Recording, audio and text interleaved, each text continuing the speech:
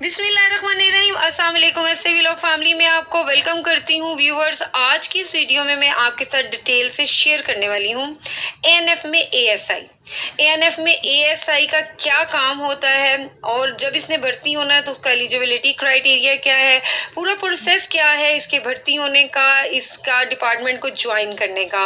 दूसरा, अगर ये ज्वाइन कर लेता है इसकी ट्रेनिंग क्या होती है, पे क्या होती है, पे स्केल क्या होता है, पोस्टिंग कहाँ होती है, सैलरी कितनी होती है, ड्यूटी टाइमिंग्स कितनी होती है, प्रमोशंस के क्या चांसेस होते हैं, इन लोगों को क्या फैसिलिटी मिलती है।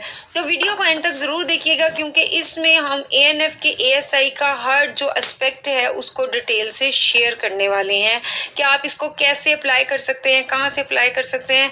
हम इसके बारे में जो है डिटेल से हर चीज़ को डिस्कस करने वाले हैं। तो व्यूवर्स, शुरू करते हैं एएनएफ से। सबसे पहले मैं आपको बताती जाऊँ कि एएनएफ क्या है। एएनएफ एंटी नारकोटिक्स फोर्स है, यानी ये ऐसा डिपार्टमेंट है जो मंशियात के खिलाफ काम करता है। इस डिपार्टमेंट का काम होता है स्मगलिंग को रोकना, स्मगलर्स को पकड़ना। मंशियात की खरीदो फरोख्त जहां पर भी हो रही हो उसकी रोकथाम का काम जो है एएनएफ डिपार्टमेंट करता है। ये एएनएफ फोर्सेस का काम होता है कि वो मंशियात को रोकें, उसकी खरीदो फरोख्त को रोकें, किसी एक जगह से दूसरी जगह पहुंचाने को रोकें, यानी कि किसी एक मुल्क शहर से दूसरे शहर या मुल्क से हमारे मुल्क में ना आए, किसी दूसरे मुल्क से या हमारे मुल्क से बैरून मुल्क ना जाए। तो इसके ऊपर मुकम्मल जो कंट्रोल करना होता है वो एएनएफ ने करना होता है। तो स्टूडेंट, ये था डिपार्टमेंट का काम। व्यूवर्स, जो मैंने आपको बताया कि आखिर एएनएफ करता क्या है। तो जाहिर सी बात है, जब एएनएफ में आप एएसआई भर्ती होते हैं तो आपका मेन काम जो होता है वो यही होता है कि शराब, चर्स वगैरह किसी जगह पर ना उसकी खरीदो फरोख्त हो और कोई ना इसको इस्तेमाल करे। इसलिए आपकी पोस्टिंग डिफरेंट जगह पर भी हो सकती है। इसमें इवन बॉर्डर्स भी आ सकते हैं। साथ साथ मैं आपको बताती चलूँ कि एएनएफ जो है वो वफाकी हुकूमत का डिपार्टमेंट है, तो इसको वफाक देखती है। तो जो एएनएफ का एएसआई होता है वो वफाकी हुकूमत का जो होता है अंडर काम कर रहा होता है। तो स्टूडेंट्स, मैं आपको बताती चलूँ कि अगर तो आप एएनएफ को ज्वाइन करना चाहते हैं तो इसका एलिजिबिलिटी क्राइटेरिया क्या है। सबसे पहले हम बात करते हैं एजुकेशन की। तो अगर आप एएनएफ में एएसआई जो है अप्लाई करना चाहते हैं तो मिनिमम आपकी एजुकेशन जो है वो इंटर होनी चाहिए। जहाँ तक एज का ताल्लुक है तो आपकी एज मिनिमम जो है 18 साल और मैक्सिमम 30 साल होनी चाहिए, यानी 18 से लेकर 30 साल तक आप अप्लाई कर सकते हैं एएनएफ में एएसआई के लिए। इसके बाद मैं आपको बताती चलूं कि ये मेल और फीमेल जो हैं वो दोनों अप्लाई कर सकते हैं।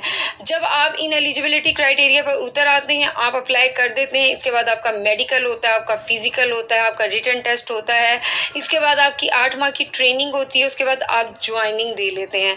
स्टूडेंट्स, मैं आपको बताती चलूँ कि इसका फिजिकल के बारे में मैं एक अलग से डिटेल वीडियो बना रही हूँ कि आप एएनएफ में अगर आपने फिजिकल देना है तो उसमें कामयाबी का क्या तरीका है और वो फिजिकल क्या होता है, किस तरह करना है, इस पर मेरी एक डिटेल वीडियो है जिसको आप देख सकते हैं। उसका लिंक नीचे डिस्क्रिप्शन में मैं दे दूंगी। अब मैं आपको बताती चलूँ इसके रिटन टेस्ट के बारे में। तो रिटन टेस्ट इसका बहुत ज़्यादा मुश्किल नहीं होता क्योंकि इंटर बेस ये जॉब है, तो इसका जो रिटन टेस्ट है वो ऐसा ही होता है जितना कि इंटर के स्टूडेंट का होता है। इसके अलावा आपको अपने डिपार्टमेंट के बारे में पता होना चाहिए कि ये डिपार्टमेंट क्या है, कब बना है, क्या काम करता है, डिपार्टमेंट से रिलेटेड आपको मालूमात होनी चाहिए। इसके अलावा आपका थोड़ा सा जनरल नॉलेज जो है वो बेहतर होना चाहिए। ये चंद एक चीज़ों का आप ध्यान कर लेंगे तो आप इसका रिटन टेस्ट बहुत आसानी से दे सकते हैं।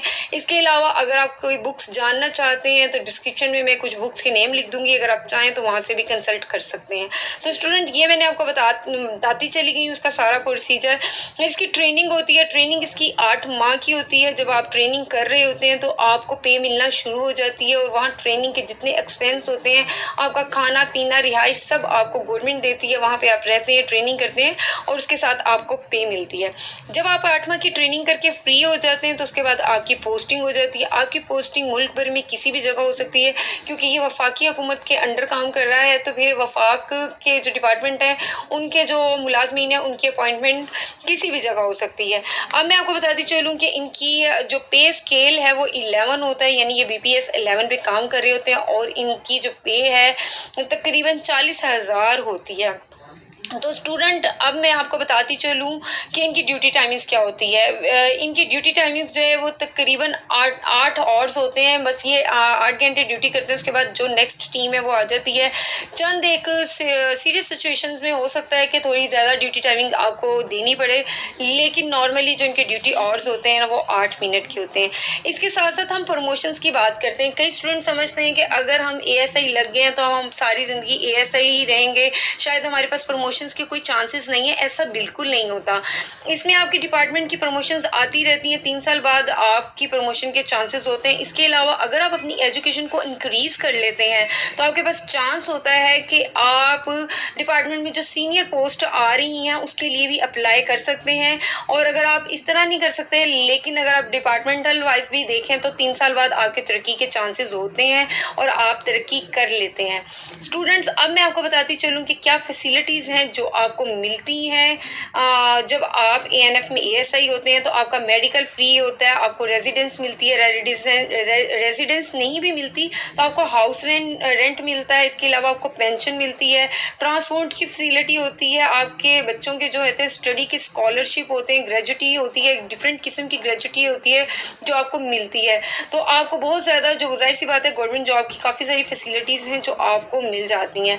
तो स्टूडेंट, ये थी मेरी आज की वीडियो जिसमें मैंने आपके साथ डिटेल से शेयर किया कि एएनएफ में एएसआई आप कैसे लग सकते हैं, इसका एलिजिबिलिटी क्राइटेरिया क्या है, इसका रिटन टेस्ट आप कैसे दे सकते हैं। फिजिकल में मैंने जैसे आपको बताया कि मैंने अलग से जो है वीडियो बनाई है। पोस्टिंग का मैंने आपको बताया, एयरपोर्ट और बॉर्डर्स पे खास तौर पर आपकी पोस्टिंग भी हो सकती है।